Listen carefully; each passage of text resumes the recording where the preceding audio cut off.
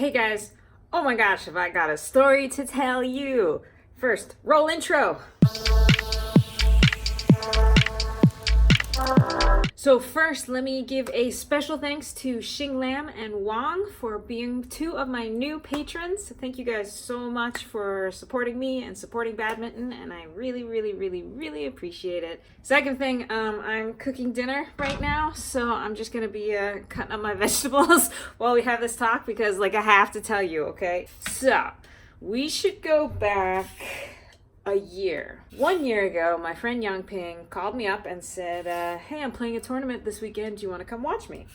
I said, yeah, sure. Yangping is a high-level player. He gets into tournaments that I don't get into. So I thought, great, I'll watch this high-level tournament. I get there, and I know more than 50 people at the tournament. I see my club members at the tournament. I see women that I beat all the time at the tournament. I was thinking, why didn't anybody ask me to be in this tournament? And I got really frustrated because my coach is not the best with organizing tournaments. People kind of have to push him, or somebody else in our club has to actually organize it. And I realized everybody assumes that I'm going to be on my coach's team. But if my coach doesn't have a team, then I don't have a team. My other club members, they are students and they have their own student teams. So I was really mad last year, and I swore to myself, next year I'm going to be in that tournament. And after that, I kind of started paying more attention to tournaments. I'm a foreigner. I don't read all the stuff and all the emails and all the tournaments. I kind of just rely on other people to do that, because it's harder for me than for them because it's all in Chinese. But after that, I decided I was going to pay attention and that I was going to bring it to the attention of my coach and my club because I wanted to enter the tournaments. Then, of course, I saw this tournament being advertised. And this is a big tournament. It's sponsored by Victor, and it is for professionals as well as amateurs. But the amateurs have to be high level, gaosho, the top level amateurs. I saw it being advertised, and I put it in the group chat. Since this is such a big tournament, it has a very long registration period. So nobody said anything. That was fine. A couple weeks go by. I said something.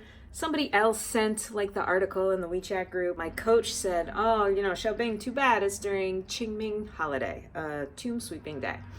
My coach said, I won't be in Xiamen during that. It's a holiday where you're supposed to go back and respect your dead ancestors. So I decided to organize it myself. Now, I am really good at organizing. In English, I'm super good. I'm less good when it's in Chinese and I have to organize Chinese people. Just because everything's harder for me. I have trouble reading all the rules. I don't understand everything. But I was like, you know what? I want to be in this tournament because of last year.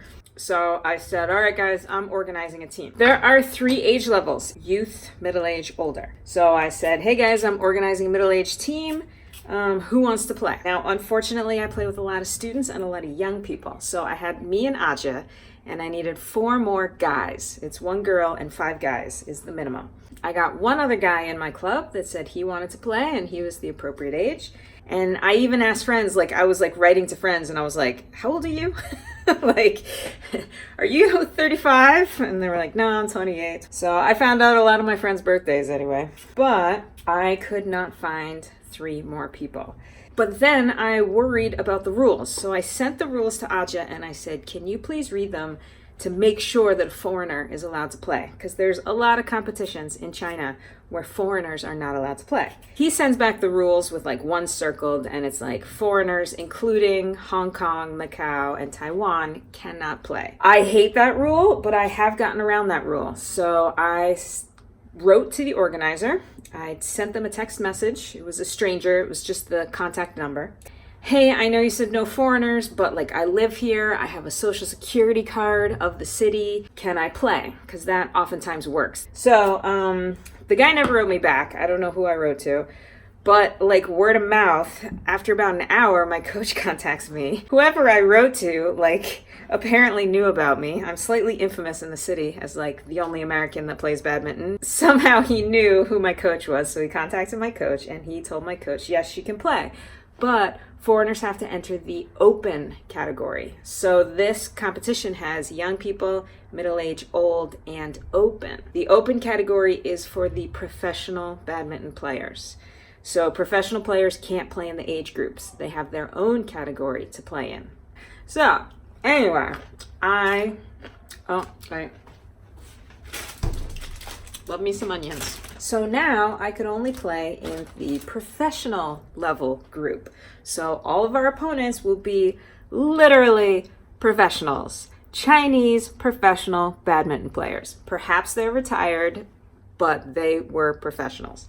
So obviously that's more than a little intimidating. I wouldn't have much of a chance of winning anyway if I just played in the regular groups because of the high level of amateur players, but now I have to play with literal professionals. So the one guy that I had on my team, he was like, I'm outie. Like he's like not willing to play against professionals. And then Aja realized that he had to go home for the holiday. He promised his parents he would go home for the holiday.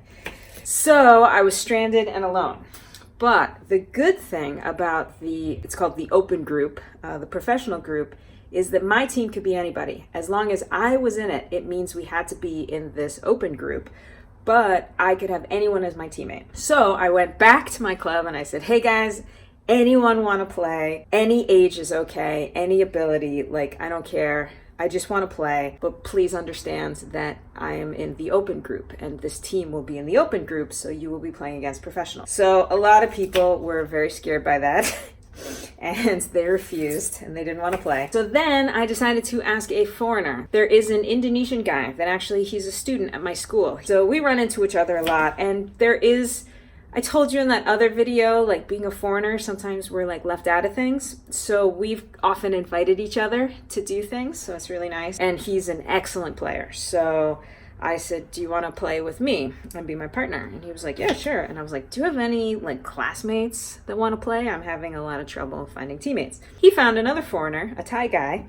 And so I was back up to 3, but I needed 6 and time was running out. There's maybe like 3 days left to sign up. So I put another plea into my club and my club members, and I say, please, anybody who wants to play. One girl said, actually, I know some professional Taiwanese players that are in Shaman, and I don't think they're signed up. How about that? And I was like, oh my God, yes. So I contacted this guy, and I was so excited, and I said, I need 3 more people. Do you have any friends? And he's like, yeah, let me ask my friends. And I was so excited, and I was so like jazzed and super excited because like I was thinking, here I was like, just me, some dumb idiot. And like, maybe I was getting a professional team to play in the professional group because the Indonesian kid is on his provincial team. The Thai guy is also on his provincial team back home.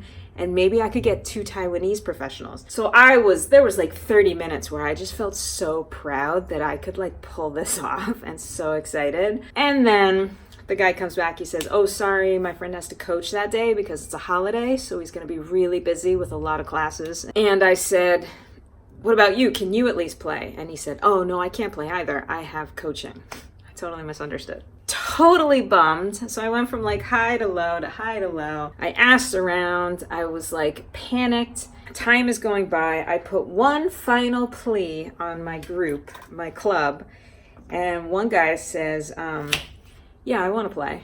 And I have a partner. And I was like, oh my God, oh my God, oh my God. So there was 5 of us and we needed one more guy. Then out of the blue, some guy who I contacted like 1 or 2 weeks before, he wrote me back and he said, is that still available? And I was like, yes, it is still available.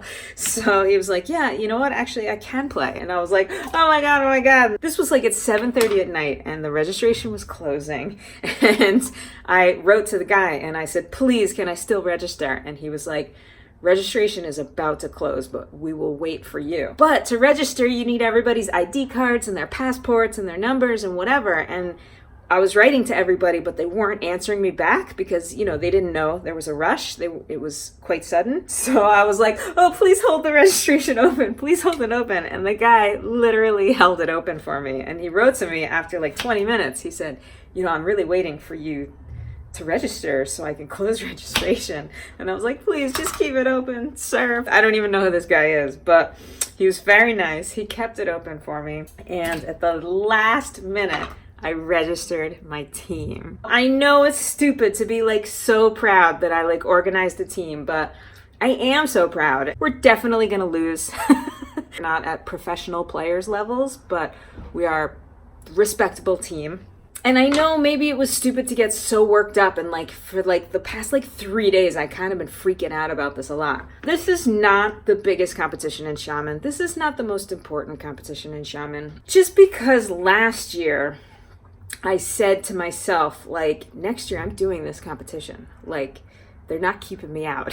And if I didn't get to enter this year, I would have been really disappointed, like, in myself. No, I wouldn't have been disappointed in anybody else except myself. And I know it's kind of stupid because my goal and my point is not to win the competition.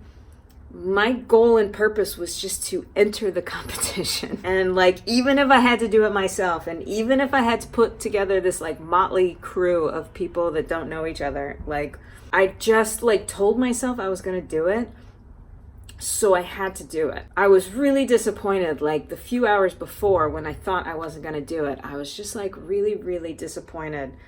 And so doing it makes me just like swell with pride and just so much excitement that like this is like the biggest obstacle I've ever overcome. And I'm not even talking about playing badminton. I'm just talking about like registering badminton. I did it. I did it at the last second, and with help from so many people, I did it. And I'm so proud. Good news is, though, there are only 6 professional teams in my group, and they only count first and second place. So everybody after first, second will be considered third. There's no preliminary rounds. It's just basically like the quarterfinals right from the start. I could pad my resume with that in the future, getting third place. To me, for this competition, the playing is less important than how I actually got to play. And I can't believe like I did it on my own. It's the first time I've ever done this, like in China, to organize a team on my own. And there's a captain's meeting, and I'm gonna have to go to that by myself and hope I understand. And I think I'm gonna have to pick up all my stuff for my team. We get full uniforms, we get shirts and shorts and everything. So it's gonna be very exciting, and I will fill you in on that in 2 weeks. But I wanted to tell you the story of how I entered the competition because it was such a struggle and it was so hard. And it was so stressful, but I did it. Ooh, ooh, ooh, ooh, ooh. Okay, so that's it for story time. I'll see you next time on the courts. Okay, bye.